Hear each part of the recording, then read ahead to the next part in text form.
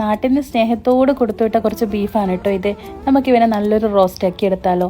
Pan വെച്ച് 2 spoon വെളിച്ചെണ്ണ ഒഴിച്ച് ചൂടായി വന്നാൽ അതിലേക്ക് ഇഞ്ചി, വെളുത്തുള്ളി, പച്ചമുളക് ചതച്ചതിട്ട് അതൊന്ന് വഴന്ന് വരുമ്പോൾ 2 സവാള ഇടാം. സവാള പെട്ടെന്ന് വഴനിട്ടാൻ കുറച്ച് ഉപ്പും ഇട്ട് നല്ലോണം ഒന്ന് മിക്സ് ചെയ്ത് ഒരു 5 മിനിറ്റ് മൂടി വെക്കാം. സവാള ഏകദേശം ബ്രൗൺ കളർ ആകുമ്പോൾ നമുക്കിതിലേക്ക് 2 തക്കാളി ഇടാം. തക്കാളി പെട്ടെന്ന് വഴനിട്ടാൻ വേണ്ടിയിട്ട് കുറച്ച് മഞ്ഞൾപ്പൊടി ഇട്ട് ഒന്ന് മിക്സാക്കി ഒരു 5 മിനിറ്റും കൂടി അതൊന്ന് മൂടി വെക്കാം. നമ്മൾ നാട്ടിൽ നിന്ന് മാറിയിരിക്കുന്ന സമയത്ത് ആരെങ്കിലും ഇതുപോലെ സ്നേഹത്തോട് കുറച്ച് കാര്യങ്ങൾ കൊടുത്തേക്കുമ്പോൾ നമുക്കൊരു പ്രത്യേക സന്തോഷം തന്നെയാണല്ലേ. അങ്ങനെ തക്കാളി വഴന്ന് വന്നിട്ടുണ്ട്. ഇതിലേക്ക് 2 സ്പൂൺ മല്ലിപ്പൊടി. ഞാൻ ഉപയോഗിക്കുന്ന മുളക് പൊടി കുറച്ച് എരിവ് കൂടുതലാണ്, അതുകൊണ്ട് കുറച്ച് മാത്രം മുളക് പൊടി ഞാൻ ഇട്ടിട്ടുണ്ട്. ഇതിൻ്റെ പച്ചമണം മാറുന്നവരെ ഒന്ന് നല്ലോണം മിക്സാക്കി ശേഷം നമുക്ക് വേവിച്ച് വെച്ച ബീഫ് ഇതിലേക്കിടാം. ബീഫ് ഇട്ട് നല്ലോണം മിക്സാക്കി, ഞാൻ ഒരുപാട് പൊടികളൊന്നും ഇവിടെ ചേർക്കുന്നില്ല കേട്ടോ, എല്ലാം കുറച്ച് മാത്രം.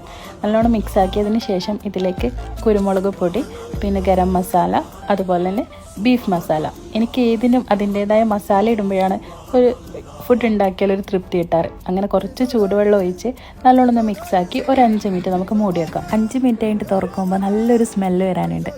അപ്പോൾ ഏകദേശം വെള്ളമൊക്കെ വറ്റിയിട്ടുണ്ട്. ഇതിലേക്ക് കുറച്ച് മല്ലിച്ചപ്പും കരിവേപ്പിലയും ഒരു ഹാഫ് ലെമണിൻ്റെ ജ്യൂസും കൂടി ഒഴിച്ചിട്ട് നല്ലോണം ഒന്ന് മിക്സാക്കി ഒരു പൊറോട്ട എടുത്ത് ഇതും സൈഡിൽ വെച്ചിട്ട് ഒരു കഴിക്കലുണ്ട്.